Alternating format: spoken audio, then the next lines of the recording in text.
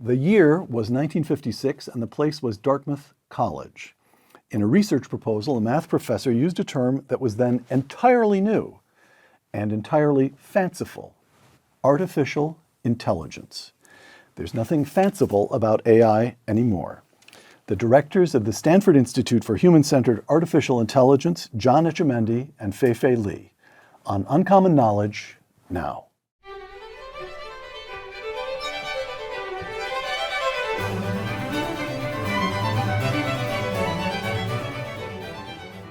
Welcome to Uncommon Knowledge. I'm Peter Robinson. Philosopher John Etchemendy served from 2000 to 2017 as provost here at Stanford University. Dr. Etchemendy received his undergraduate degree from the University of Nevada before earning his doctorate in philosophy at Stanford. He earned that doctorate in 1983 and became a member of the Stanford Philosophy Department the very next year. He's the author of a number of books, including the 1990 volume, The Concept of Logical Consequence. Since stepping down as provost, Dr. Etchemendy has held a number of positions at Stanford, including, and for our purposes today, this is the relevant position, co-director of the Stanford Institute for Human-Centered Artificial Intelligence. Born in Beijing, Dr. Fei-Fei Li moved to this country at the age of 15. She received her undergraduate degree from Princeton and a doctorate in electrical engineering from the California Institute of Technology. Now a professor of computer science here at Stanford, Dr. Li is the founder, once again, of the Stanford Institute for Human-Centered Artificial Intelligence. Dr. Li's memoir, published just last year, The Worlds I See: Curiosity, Exploration, and Discovery at the Dawn of AI. John Etchemendy and Fei-Fei Li, thank you for making the time to join me. Thank you for inviting us. I would say that I'm going to ask a dumb question, but I'm actually going to ask a question that is right at the top of my form. What is artificial intelligence? I have seen the term 100 times a day for, several years now. I have yet to find a succinct and satisfying explanation. Let's see. Well, let's go to the philosophy. Here's a man who's professionally rigorous. But here's a woman who actually knows the answer. Actually knows the answer. So now, let Fei-Fei answer, and then I will give you a different answer. Oh, really? All right. Okay. Peter used the word succinct, and I'm sweating here. So because artificial intelligence by today is already a collection of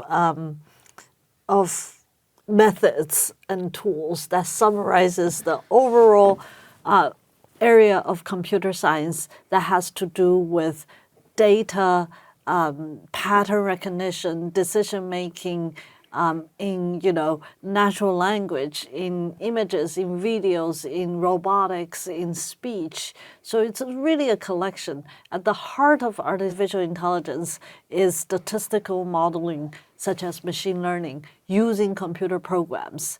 But today, artificial intelligence truly is an umbrella term that covers many things that we're starting to feel familiar about. For example, language intelligence, language modeling, or speech, or vision. John, you and I both knew John McCarthy, Right, who came to Stanford after he wrote that, coined the term artificial intelligence, now the late John McCarthy. And I confess to you, who knew him, as I did, that I'm a little suspicious of the term because I knew John, and John liked to be provocative. And I am thinking to myself, wait a moment, we're still dealing with ones and zeros. Computers are calculating machines. Artificial intelligence is a marketing term. So no, it's not really a marketing term. So I will give you an answer that is more like what John would have given. All right. And that is, it's the subfield of computer science that attempts to create machines that can accomplish tasks that seem to require intelligence. So the early artificial intelligence were systems that played chess or checkers even, very, very simple things. Now John, who, as you know, if you knew him, was ambitious. And he thought that in a summer conference at Dartmouth, they could solve most of the problems. All right. I'm going to come, let me name a couple of very famous events. What I'm looking for here, I'll name the events. We have, in 1997, a computer defeats Garry Kasparov at chess. Big moment. For the Deep first Blue. time, Yep. Big Blue, an IBM project, defeats a human being at chess. And not just a human being, but Garry Kasparov, who by some measures is one of the half dozen greatest chess players who ever lived. And as best I can tell, computer scientists said, yawn. Things are getting faster, but still. And then we have, in 2015, a computer defeats Go expert Han Fui, and the following year it defeats Go grandmaster Lee Sedol. I'm not Yes. at all sure I'm pronouncing that correctly. Lisa Doe. In a 5-game match. And people say, whoa, something just happened this time.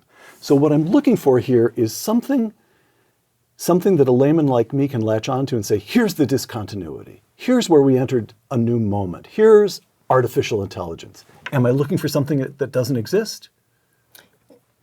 No, I think you're not. So the difference between Deep Blue and Which played chess. Deep Blue was written using traditional programming techniques. And what Deep Blue did is it would, for each move, for each position of the board, it would look down to all the possible... Every conceivable decision tree? Every decision tree to a certain depth. I mean, obviously, you can't go all the way. And it would have ways of weighing which ones are best. And so then it would say, no, this is the best move for me at this time. That's why, in some sense, it was not theoretically very interesting. The Go, AlphaGo, AlphaGo, which was a Google project. was Is a that correct? Google project. All right. This uses deep learning. It's a neural net. It's not explicit programming. We don't know, we don't go into it with an idea of here's the algorithm we're going to use. Do this and then do this and do this. So it was actually quite a surprise, particularly AlphaGo. Not to me, but sure. No. But To the public, yes. yeah, to the public. Yeah. But our colleague, I'm going at this one more time because I really want to understand this. I really do. Our colleague here at Stanford, ZX Shen, who must be known to both of you, physicist here at Stanford, and he said to me, Peter, what you need to understand about the moment when a computer defeated Go, which is much more complicated, at least in the decision space, it's much bigger, so to speak, than chess. There are more pieces, more square. All right. Yeah. And ZX said to me that whereas chess just did more quickly what a committee of grandmasters would have decided on, the computer in Go was creative. It was pursuing strategies that human beings had never pursued before. Is there something to that? Yeah, so there's a famous Feifei's getting move. impatient with me. I'm asking such... No, Go no, ahead. you're asking such good questions. So in the third game of I think it was the third game of the 5 games, there was a move. I think it was move 32. 32 or 35. It's that the computer program made a move that really surprised every single Go masters. Not only Lisa Doe himself, but everybody who's watching. That's a very surprising move. I thought it was a mistake. In fact, even post-analyzing how that move came about, the human masters would say this is completely unexpected.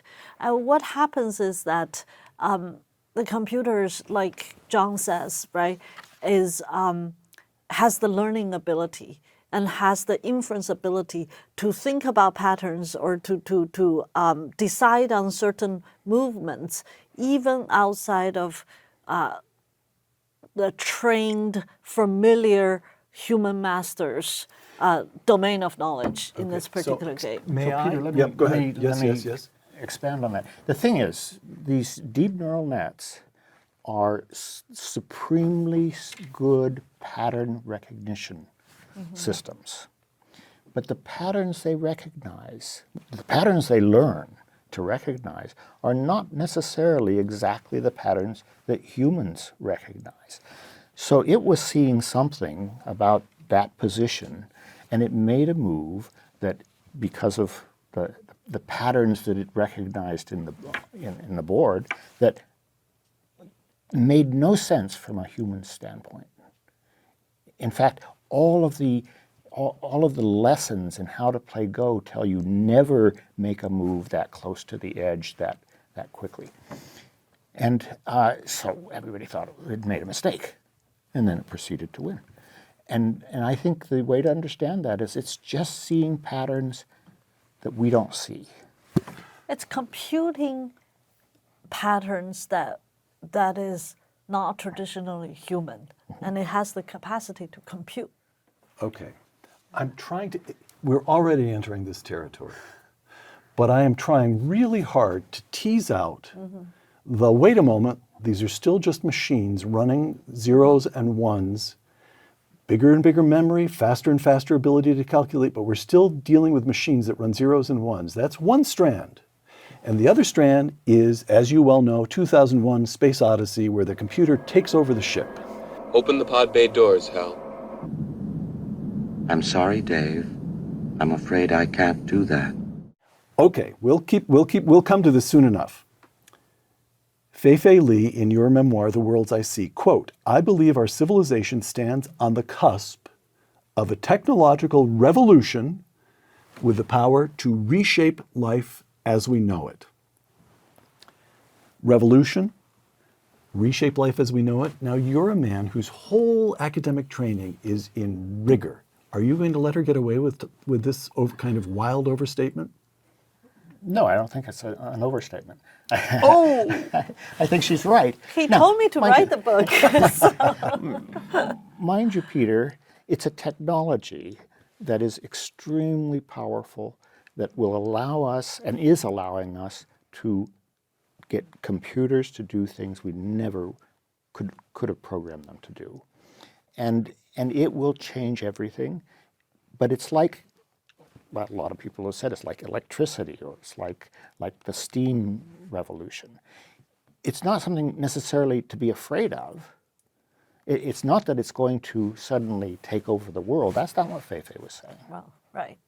It's a powerful tool that will revolutionize industries and the way we live. But the word revolution is not that it's a conscious being. It's just a powerful tool that changes things. I would find that reassuring if a few pages later Fei-Fei had not gone on to write, oh no. "There's no separating the beauty of science from something like, say, the Manhattan Project," close quote. Nuclear science, we can produce abundant energy, but it can also produce weapons of indescribable horror.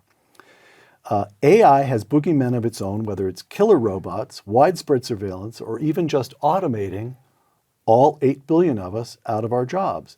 Now, we could devote an entire program to each of those boogeymen, and maybe at some point we should.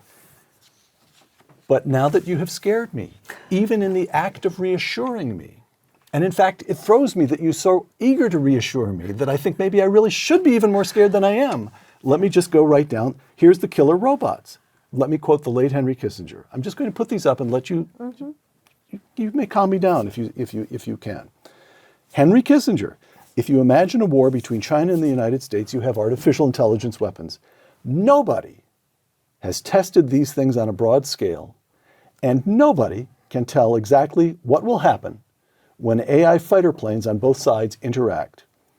So you are then, I'm quoting Henry Kissinger, who is not a fool after all.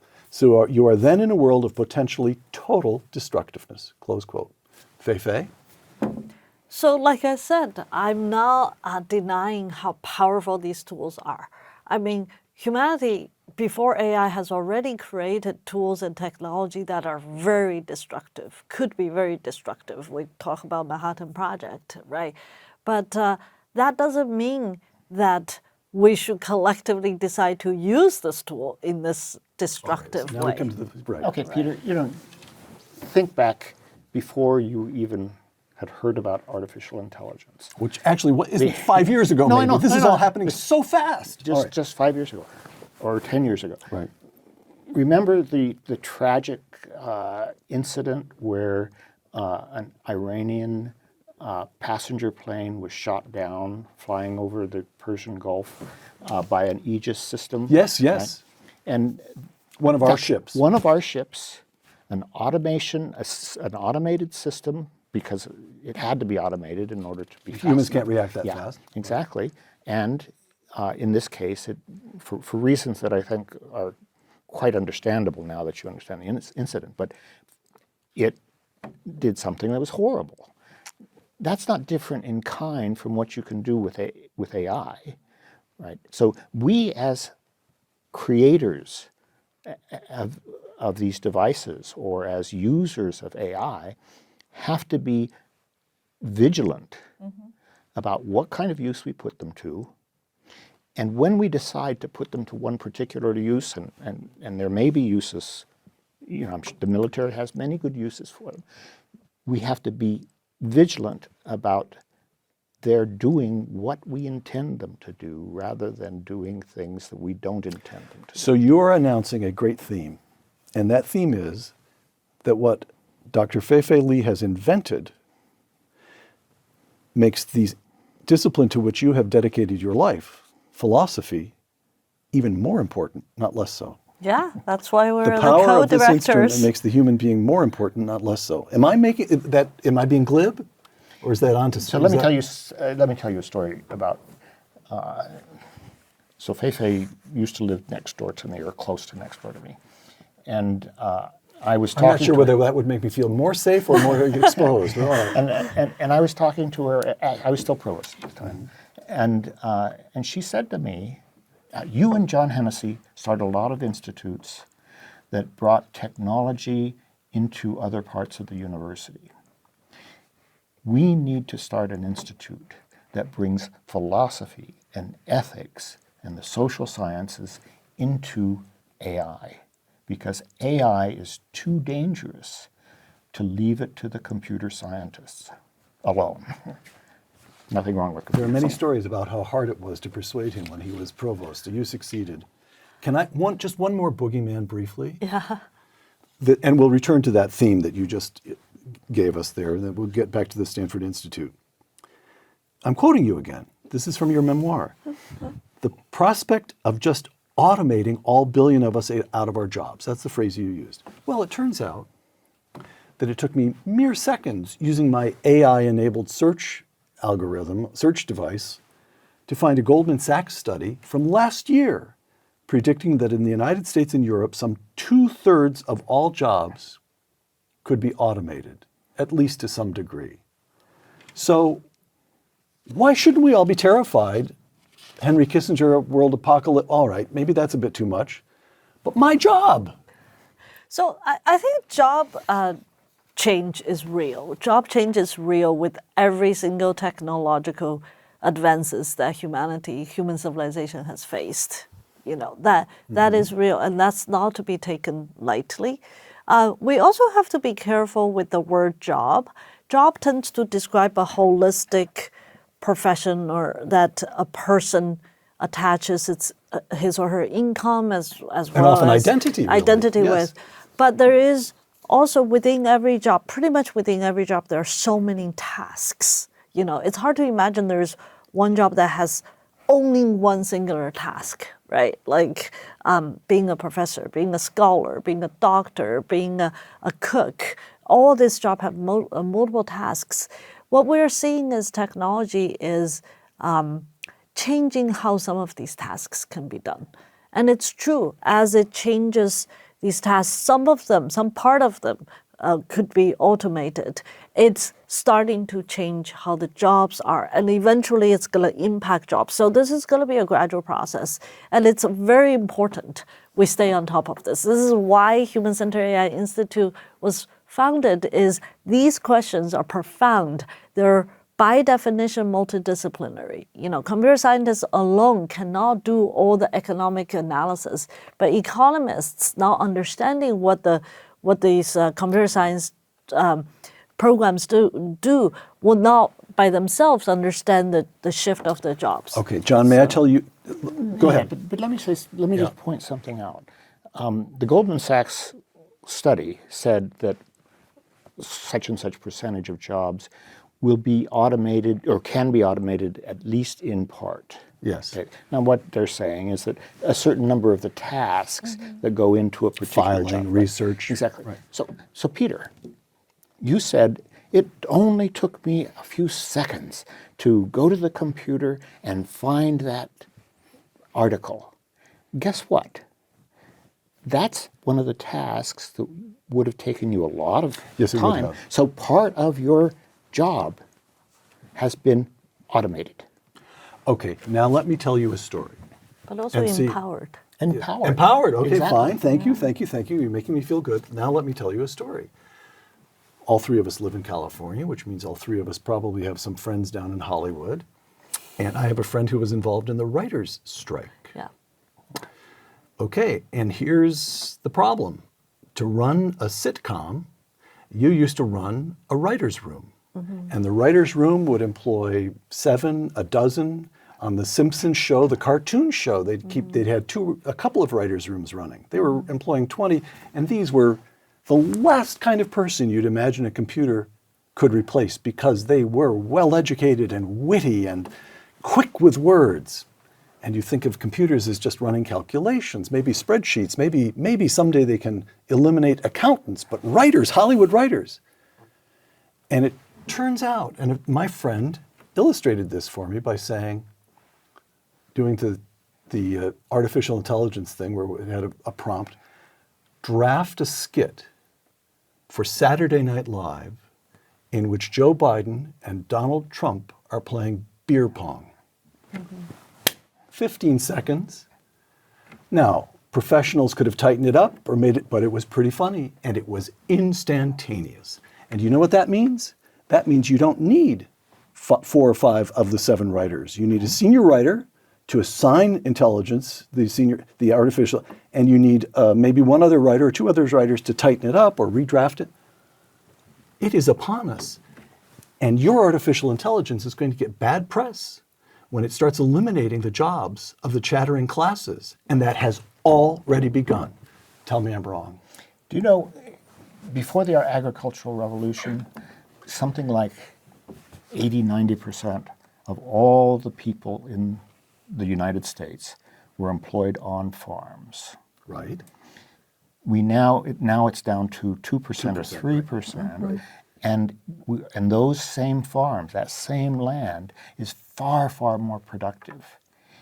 Now, would you say that your life or anybody's life now was worse off than it was, say, in the 1890s when everybody was working on the farm? No. So yes, you're right. It will change jobs. It will make some jobs easier. It will allow us to do things that we could not do before. And yes, it will allow fewer people to do more of what they were doing before. And consequently, there will be fewer people in that line of work. Yeah. That's true. That is true. I also want to just point out 2 things. One is that jobs is always changing, and that change is always painful. And we're, as computer scientists, as philosophers, also as citizens of the world, we should be empathetic of that. And nobody is saying we should just ignore that changing pain. So this is why we're studying this. We're trying to talk to policymakers. We're educating the population. In the meantime, I think we should give more credit to human creativity in the face of AI. I start to use this example that's not even AI. Think about the advanced, speaking of Hollywood, graphics technology, CGI and all that, right? The video gaming industry? Or Just animations all right, and sure. all that, right? One of many of our, including our children's, favorite animation series is by Ghibli Studio. You know, Princess Mononoke, My Neighbor Totoro, Spirited Away. All of these were made during a period where computer graphics technology is far more advanced than these hand-drawn animations. Yet, the beauty, the creativity, the emotion, the uniqueness in this film continue to inspire and just entertain humanity. So I think we need to still have that pride and also give the credit to humans. Let's not forget our creativity and emotion and intelligence is unique. It's not going to be taken away by technology. Thank you. I feel slightly reassured. I'm still nervous about my job, but I feel slightly reassured. But you mentioned government a moment ago, which leads us to how we should regulate AI. Let me give you two quotations. I'm coming to the quotation from the two of you, but I'm going to start with a recent article in the Wall Street Journal by Senator Ted Cruz of Texas and former Senator Phil Gramm, also of Texas. Quote, "The Clinton administration took a hands-off approach to regulating the early internet. In so doing, it unleashed extraordinary economic growth and prosperity. The Biden administration, by contrast, is impeding innovation in artificial intelligence with aggressive regulation." Close quote. That's them. This is you. Also a recent article in the Wall Street Journal. John Etchemendy and Fei-Fei Li. Quote, "President Biden has signed an executive order on artificial intelligence that demonstrates his administration's commitment to harness and govern the technology. President Biden has set the stage, and now it is time for Congress to act." Cruz and Graham, less regulation. Etchemendy and Lee, Biden administration's done well. Now Congress needs to give us even more. No. All right, John. So, no, I don't agree with that. So I believe regulating any kind of technology is very difficult, and you have to be careful not to regulate too soon or not to regulate too late. Mm-hmm. Let me give you another example. You talked about the internet, and it's true. The government really was quite hands-off, and that's good. That's good. It worked out. It worked out. But now let's also think about social media. Social media has not worked out exactly the way we wanted. Right? We originally believed that we were going to enter a golden age in which friendship, comity. Yeah, well, and everybody would have a voice, and we could all live together, kumbaya, and so forth. And that's not what happened. No. Jonathan Haidt has a new book out on the particular pathologies among young people from all of these social media. And not an argument, it's an argument, but it's based on lots of data. Yeah. So it seems to me that I'm in favor of very light-handed and informed regulation to try to put up sort of bumpers, or I don't know what the analogy is, guardrails for the technology. I am not for heavy-handed, top-down regulation that stifles innovation. Okay. Here's another. Let me get on to this. I'm sure you'll be able to adapt your answer to this question too. Okay. I'm continuing your Wall Street Journal piece. Mm-hmm. Big tech companies can't be left to govern themselves. Around here, Silicon Valley, those are fighting words. Academic institutions should play a leading role in providing trustworthy assessments and benchmarking of these advanced technologies. We encourage an investment in human capital to bring more talent to the field of AI with academia and the government, close quote. Okay, now, it is mandatory for me to say this, so please forgive me, my fellow Stanford employees, apart from anything else. Why should academic institutions be trusted? Half the country has lost faith in academic institutions.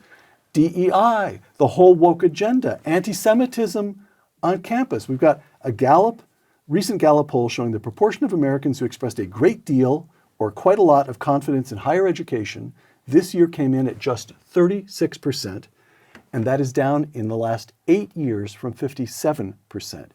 You are asking us to trust you at the very moment when we believe we have good reason to knock it off. Yeah. Trust you?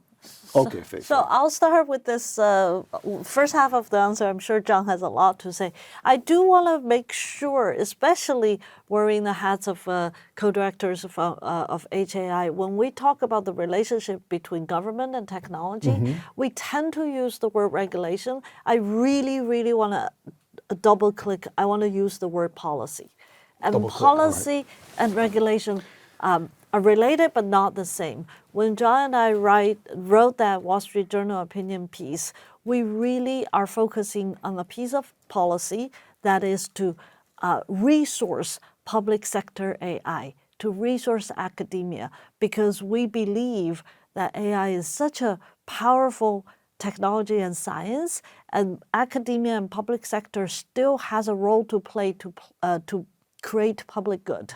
And public goods are curiosity-driven knowledge exploration, are cures for cancers, are, the maps of biodiversity of our globe, are, discovery of nanomaterials that we haven't seen before, are different ways of expressing in theater, in writing, in music. These are public goods. And when we are collaborating with the government on policy, we're focusing on that. So I really want to make sure, regulation, we all have personal opinion, but there's more than regulation in policy. John, look. Let me make one last run at you. Okay. And in my theory here, although I'm asking questions that I'm quite sure you'd like to take me out and swap me around at this point, John, but this is serious. You've got the Stanford Institute for Human-Centered Artificial Intelligence, and that's because you really think this is important. Yeah. But we live in a democracy, and you're going to have to convince a whole lot of people. So let me take one more run at you and then hand it back to you, John. Your article in the Wall Street Journal, again, let me repeat this. We encourage an investment in human capital to bring more talent to the field of AI with academia and the government, close quote. That means money. An investment means money, and it means taxpayers' money. Here's what Cruz and Graham say in the Wall Street Journal. The Biden regulatory policy on AI has everything to do with special interest rent seeking. Stanford faculty make well above the national average income. We are sitting at a university with an endowment of tens of billions of dollars. John, why is not your article in the Wall Street Journal the very kind of rent seeking that Senator Cruz and Senator Graham are saying? Are you kidding? Peter, let's take another example. So one of the greatest policy decisions that this country has ever made was when Vannevar Bush, advisor to, at the time, President Truman, convinced... He stayed on through Eisenhower, as I recall. So it's important to know he's bipartisan. Bipartisan. Exactly. No, it was not a partisan issue at all, but convinced Truman to set up the NSF for funding... National Science Foundation. Right, for funding curiosity-based research, advanced research at the universities. And then not to say that companies don't have any role, not to say that government has no role. They both have roles, but they're different roles. And companies tend to be better at development, better at producing products, and tapping into things that can, within a year or two or three, can be a product that will be useful. Scientists at universities don't have that constraint. They don't have to worry about when is this going to be commercial, right? And that has I think had such an incalculable effect on the prosperity of this country, on the fact that we are the leader in every technology field. It's not an accident that we're the leader in every technology field. We didn't used to be. And does it affect your argument if I add it also enabled us or contributed to a victory in the Cold War? Yeah. The weapons systems that came out of universities? All right. Well, no, absolutely. And President Reagan, in other words, Star Wars. It ended up being a defensive kind of good. You could argue from all kinds of points of view as it was a good ROI for taxpayers' money. Yeah. So we're not arguing for higher salaries for faculty or anything of that sort. But we think, particularly in AI, it's gotten to the point where where scientists at universities can no longer play in the game because of the cost of the computing, the inaccessibility of the data. That's why you see all of these developments coming out of companies. That's great. Those are great developments. But we need to have also people who are exploring these technologies without looking at the product, without being driven by the profit motive. And then eventually, hopefully, they will develop discoveries, they will make discoveries that will then be commercializable. Okay. I noticed in your book, Feifei, I was very struck that you said, I think it was about a decade ago, 2015, I think was that you noticed that you were beginning to lose colleagues to the private sector. Yeah. Presumably because they just pay so phenomenally well around here in Silicon Valley. But then there's also the point that to make progress in AI, you need an enormous amount of computational power. Yep. And assembling all those ones and zeros is extremely expensive. So Exactly. ChatGPT, what is the parent company? OpenAI. OpenAI got started with an initial investment of $1 billion. An initial friends and family capital of $1 billion is a lot of money, even around here. Okay, that's the point you're making. Yes. All right. It feels to me as though every one of these topics is worth a day-long seminar. Actually, I think that they are. But And by the way, this has happened before, where the science has become so expensive that it could no longer, that university level research and researchers could no longer afford to do the science. It happened in high energy physics. You know, high energy physics used to mean you had a Van de Graaff generator in your office, and that was your accelerator, and or you could do what you needed to do. Right. And then it no longer was, the energy levels were higher and higher. And what happened? Well, the federal government stepped in and said, we're going to help, we're going to build an accelerator. Stanford Linear Accelerator. Exactly. Sandia Labs, Lawrence Livermore, all these are at least in part federal establishments. CERN. CERN, which is European, right. Well, Fermilab, so it was the first accelerator was SLAC, Stanford Linear Accelerator Center, then Fermilab, and so on and so forth. Now, CERN is late in the game, and it's a European consortium. But the thing is, we could not continue the science without the help of the government and government. Well, funding. there's another, and then in addition to high energy physics, and then bio, right? Especially with genetic sequencing and high throughput genomics, and biotech is also changing. And now you see a new wave of biology labs that are actually heavily funded by the combination of government and philanthropy and all that, and that stepped in to supplement what the traditional university model is. And so we're now here with AI and computer science. Okay. We have to do another show on that one alone, I think. The singularity. Oh, good. This is good. Reassuring. You both are rolling your eyes. Wonderful. I feel better about this already. Good. Ray Kurzweil, you know exactly where this is going. Ray Kurzweil writes a book in 2005. This gets everybody's attention and still scares lots of people to death, including me. The book is called The Singularity is Near. And Kurzweil predicts a singularity that will involve, and I'm quoting him, the merger of human technology with human intelligence. He's not saying the tech will mimic more and more closely human intelligence. He is saying they will merge. I set the date for the singularity representing a profound and disruptive transformation in human capability as 2045. Okay, that's the first quotation. Here's the second, and this comes from the Stanford Course Catalog's description of the philosophy of artificial intelligence, a freshman seminar that was taught last quarter, as I recall, by one John Etchemendy. Here's from the description.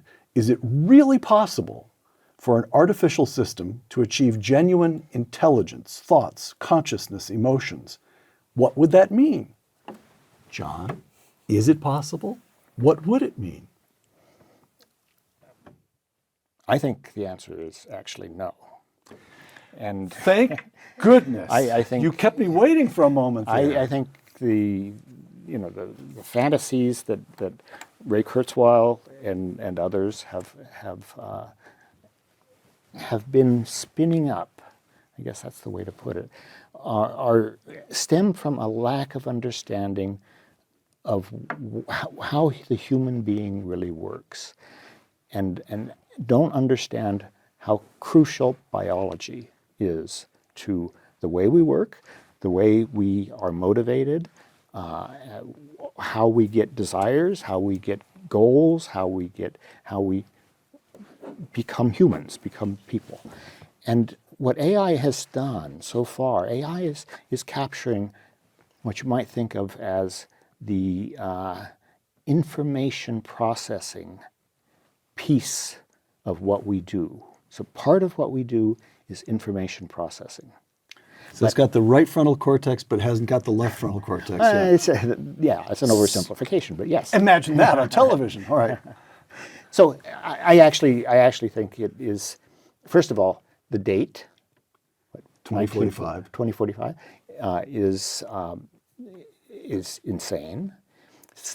That will not happen. And secondly, it's not even clear to me that we will ever get that. Wait, I can't believe I'm saying this. In his defense, I don't think he's saying that 2045 is the day that the machines become conscious beings like humans. It's more an inflection point of the power of the technology that is,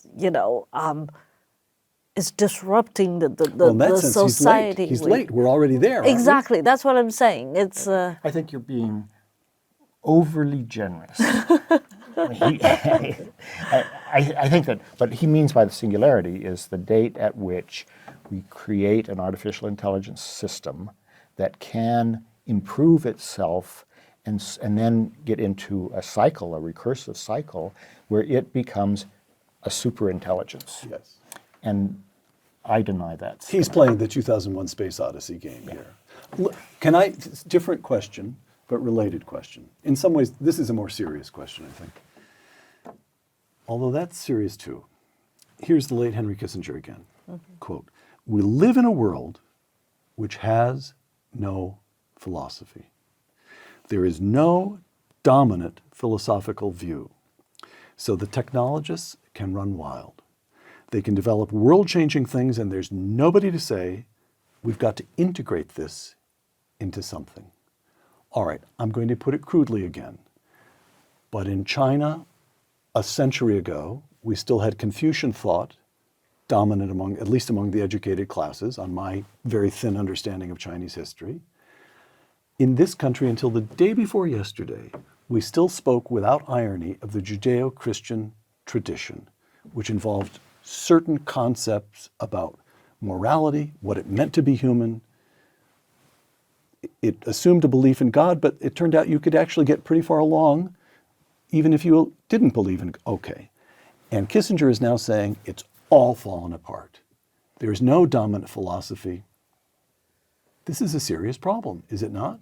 There's nothing to integrate AI into. You take his point. It's up to the two of you. You're the philosopher. You're the Buddhist. You're the philosopher. I think this is a great. First of all, thank you for that quote. I didn't read that quote from Henry Kissinger. I mean, this is why we founded the Human Centered AI Institute. These are the fundamental questions that our generation needs to figure out. So that's not just a question, that's the question. It was one of the fundamental questions. It's also one of the fundamental questions that illustrates why universities are still relevant today. Right? And Peter, one of the things that Henry Kissinger says in that quote is that there is no dominant philosophy. Yes. There's no one dominant philosophy like the Judeo-Christian tradition, which used to be the dominant. This would be a different conversation in Paris in the 12th century, for example. The University of Paris. In order to take values into account when you're creating an AI system, you don't need a dominant tradition. I mean, what you need, for example, for most ethical traditions is the golden rule. Goes back so to we the can Confucius. still get along with each other, even when it comes to deep, deep questions of value such as this. We still have enough common ground. I believe so. I I heave yet another sigh of relief. Okay, let's talk a little bit. We're talking a little bit about a lot of things here, but so it is. Let us speak of many things as it is written in Alice in Wonderland. The Stanford Institute. The Stanford Institute for Human-Centered Artificial Intelligence, of which you are co-directors, and I just have two questions, and respond as you'd like. Can you give me some taste, some feel for what you're doing now? And in some ways more important, but more elusive, where you'd like to be in just 5 years, say. Everything in this field is moving so my impulse is to say 10 years because it's a rounder number.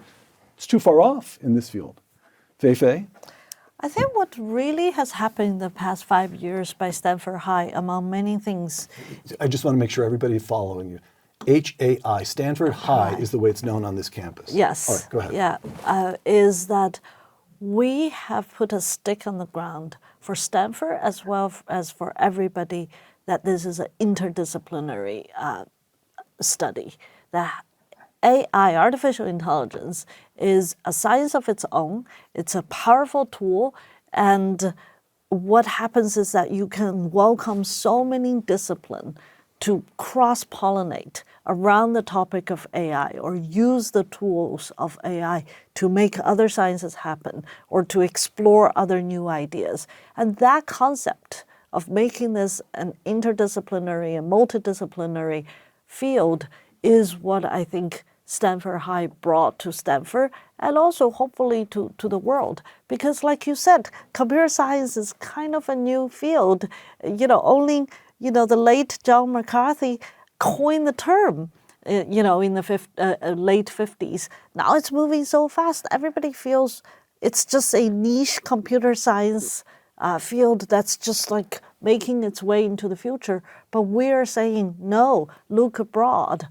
There's so many disciplines that can be put here. Who competes with the Stanford Institute in Human-Centered Design? Is there such an institute at Harvard or Oxford or Beijing?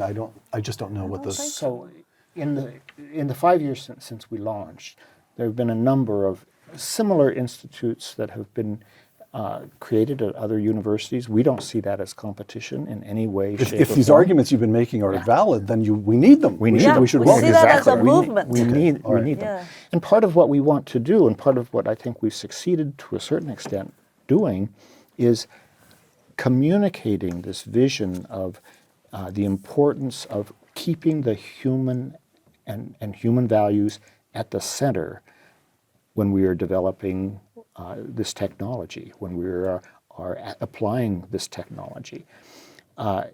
And we want to communicate that to the world. We want other centers that adopt a similar standpoint. And importantly, one of the things that Fei-Fei didn't mention is one of the things we try to do is educate, for example, legislators, so that they understand what this technology is, what it can do, what it can't do.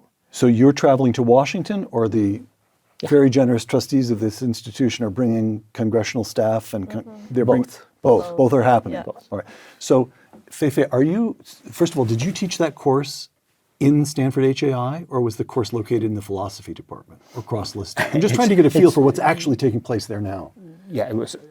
I actually taught it in the confines of the HAI building. Okay, so it's an HAI. No, it's a philosophy course. It's listed as a philosophy course, but taught in the HAI. He's the former provost. He's an interdisciplinary walking wonder. Yeah. And your work in AI-assisted healthcare, Yeah. is that taking place in HAI, or is it at the That's medical school? That's the beauty. It's taking place in HAI, computer science department, the medical school. It even has collaborators from the law school, from the political science department. So that's the beauty. It's deeply interdisciplinary.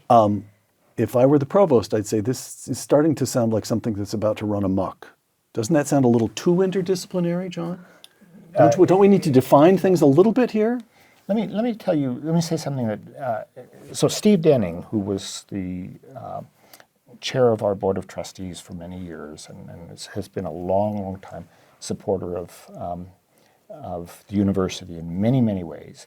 In fact, we are the Denning co-directors of Stanford HAI. Steve saw 5-6 years ago, he said, AI is going to impact every department at this university.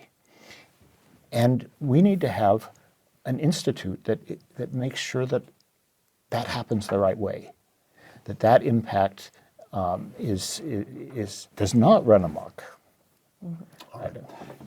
Where would you like to be in 5 years? What's a course you'd like to be teaching in 5 years? What's a special project?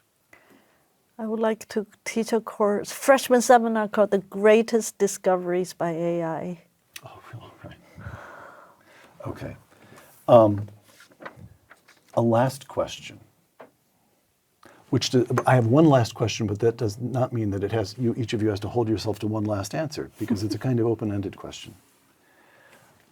I have a theory, but all I do is wander around this campus. The two of you are deeply embedded here, and you ran the place for 17 years, so you'll know more than I will. Including, you may know that my theory is wrong, but I'm going to trot it out, modest though it may be, even so. Milton Friedman, the late Milton Friedman, who when I first arrived here was a colleague at the Hoover Institution. In fact, by some miracle, his office was on the same hallway as mine, and I used to stop in on him from time to time. He told me that he went into economics because he grew up during the Depression. And the overriding question in the country at that time was, how do we satisfy our material needs? There were millions of people without jobs. There really were people who had trouble feeding their families. All right.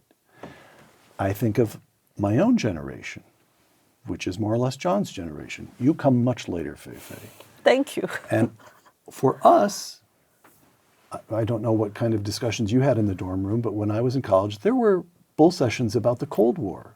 Were the Russians going? The Cold War was real to our generation. That was the overriding question.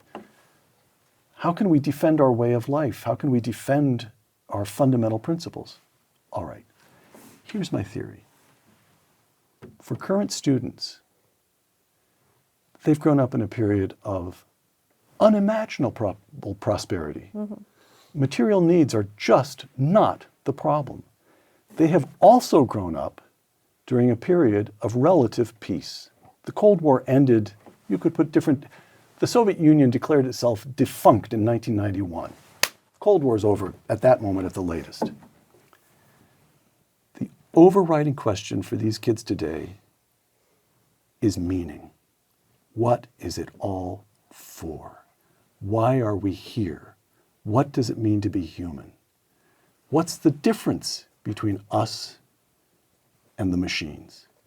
And if my little theory is correct, then by some miracle, this technological marvel that you have produced will lead to a new flowering of the humanities. Do you go for that, John? Do I go for it? I would go for it if it were going to happen. Did I put that in a slightly sloppy way? Well, no, I think it would be wonderful. It's something to hope for. So far, now I'm going to be the cynic. So far, what I see in students is more and more focus, or Stanford students, more and more focus on technology, on Computer learning, science is still the biggest major at this university. Yeah, and we have tried at HAI. We have actually started a program called Embedded Ethics, where the CS at the end of ethics is capitalized, so it's computer science, and that'll catch the kids' attention. no, they don't. We don't have to catch their attention. What we do is virtually all of the courses in computer science, the introductory courses, have ethics components built in.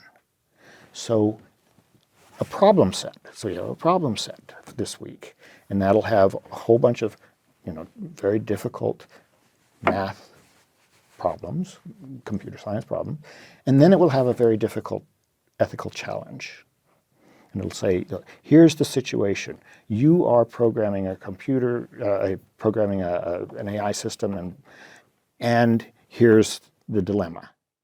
Now discuss, right? What are you going to do? So we're trying to bring, I mean, this is what Feifei wanted. We're trying to bring This is new. ethics within the Relatively last new. couple of years, Okay. 2-3 years.